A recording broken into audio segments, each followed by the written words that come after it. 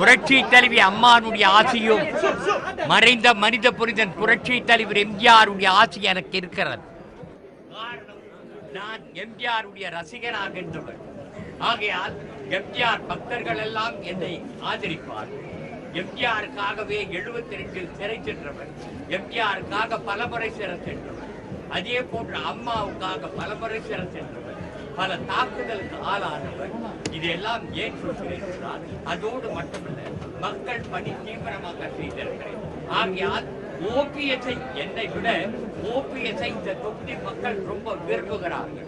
OPS தான் ஒரு நியாயமானவர், தர்மமானவர், நீதியானவர், கோபப்படாத ஒரு மனிதன்.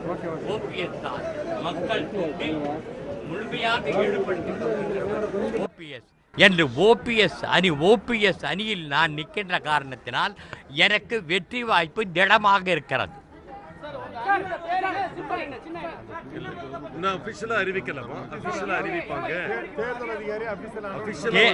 அதிகாரிகள் சின்னத்தை அறிவிப்பார். எங்களுடைய குறிக்கோள் எல்லாம் குடும்ப ஆட்சி. புரட்சி தலைவர் எம்ஜிஆர் குடும்ப ஆட்சியை எதிர்த்துதான் தர்ம யுத்தத்தை நடத்தினார். புரட்சி தலைவி அம்மாவும் இவர்கள் உள்ளே நுழைவதற்கு முன்னதாக குடும்ப அரசியலில் ஈடுபடாதவர்கள். ஆனால் இந்த மாஃபியா கும்பல் உள்ளே நுழைந்தவுடனே என்ன செய்தார்? எல்லாம் கட்சிக்காரர்களின் பழி தீர்த்தார். அதிமுக தொண்டர்களுக்கு நான் அன்பு வேண்டுகோள் விடுகிறேன். புரட்சி தலைவர் ஆரம்பித்த இயக்கத்திற்கும் அம்மா கட்டி காத்த இயக்கத்திற்கும் நான் மிக பணிவன்போடு தெரிவித்துக் கொள்கிறேன். இந்த சசிகலா குடும்பம், சசிகலாவுடைய உறவினரை வெளியேற்றிவிட்டு நாம் அனைவரும் ஒன்று திரண்டால் நமக்கு இரட்டையில நிச்சயம். இந்த இயக்கத்தை அசைப்பதற்கு யாராலும் முடியாது. ஆகையால் தான் நான் அதிமுக தொண்டர்களை கால் பணிந்து கேட்டுக்கொள்கிறேன். தயவு செய்து அந்த குடும்பத்திலிருந்து விலகுங்கள். இந்த குடும்பம் எப்படி ஆதிக்கம் செலுத்துகிறது? இந்த குடும்பத்தை சார்ந்தவர்களை சந்தித்தால்தான் எம்எல்ஏ, மந்திரி, எம்பி இப்படி மாஃபியா கும்பல் கொள்ளையடித்துக் கொண்டிருந்தது. அந்த ஆதிக்க சக்தியிலிருந்து கட்சியை காப்பாற்ற வேண்டும். குடும்ப அரசியலை எதிர்த்து நாம் போரிட வேண்டும். இவர் அம்மா சசிகலாவை பணிக்காக தான், வேலைக்காக தான் தனக்கு உதவிக்காக தான் வைத்து கொண்டார். ஆனால் தினகரனை சேர்க்கவில்லை, திவாகரனை சேர்க்கவில்லை, சுதாகரனை கேட்கவில்லை. இவர்களெல்லாம் கட்சியை விட்டு வெளியேற்றப்பட்டவர்கள். ஏதோ ஒரு காலத்தில் சசிகலாவுடைய வற்புறுத்தலின் காரணமாக இவருக்கு எம்பி தந்தார் என்பதற்காக என்னென்ன வழக்குகள் சந்திக்க வேண்டிய சூழ்நிலை ஏற்பட்டது. நான் கேட்கிறேன், மனசாட்சி உள்ளவர்களே, அம்மா மீது வழக்குக்கு காரணமா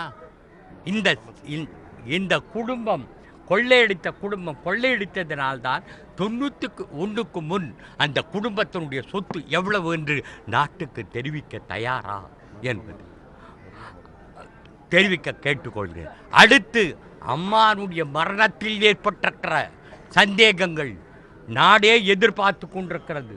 அம்மா சாகடிக்கப்பட்டார்கள் என்று மக்கள் கொதிப்படைந்திருக்கிறார். அந்த கண்டறிவதற்காக தான் 21 ஆண்டு காலத்திற்கு பிறகு நான் இந்த தொகுதியில் வேட்பாளராக போட்டியிடுகிறேன். 21 ஆண்டு காலம் என்னை பழி தீர்க்கப்பட்டார். ஓபிஎஸ் அவர்கள் வந்த பிறகுதான் எனக்குரிய மரியாதை தந்து என்னை இங்கே வேட்பாளராக அறிவித்திருக்கிறார். அவருக்கு நான் என்றும் நன்றி உள்ளவனாக இருப்பேன். இந்த தொகுதியில் இங்க இருக்க தம்பி ஒரு நிமிஷம் இந்த தொகுதியில முதல் மேம்பாலத்தை கொண்டு வந்தது அண்ணன் இ. மதுசூதனன் அவர்கள். அதே போல அம்மா சொன்ன வளர்ச்சி திட்டங்கள் அனைத்தையும் செயல்படுத்துவோம். தேர்தல் அறிக்கை நாளை வெளியிடப்பட இருக்கிறது. அதுல குறிப்பாக அம்மா அந்த தொகுதிக்கு கமிட் பண்ண அனைத்து வளர்ச்சி திட்டங்களும் அதில் பங்கு பெறும். குறிப்பாக இந்த தொகுதியில் இருக்கக்கூடிய தொழில் வளம் மீண்டும் மலர்வதற்கு அண்ணன் மதுசூதனன் அவர்கள் தேர்தல் அறிக்கையில கமிட் பண்ண இருக்கிறாங்க.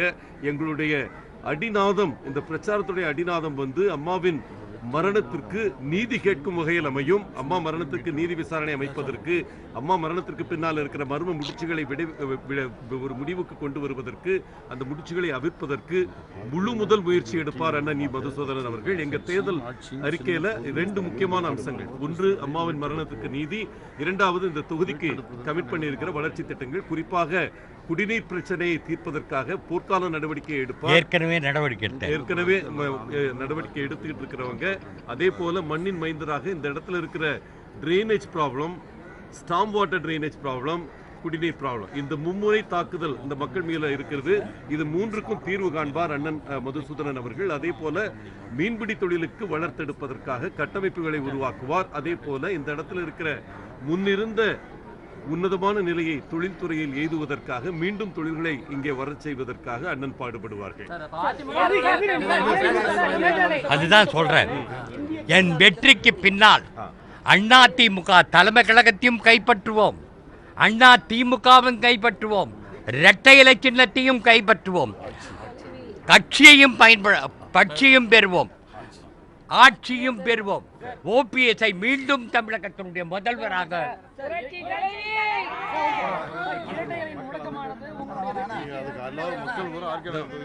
மக்கள் எல்லாம் எம் பக்கம் தான், ஓபிஎஸ் பக்கம் தான் இருக்கிறார்.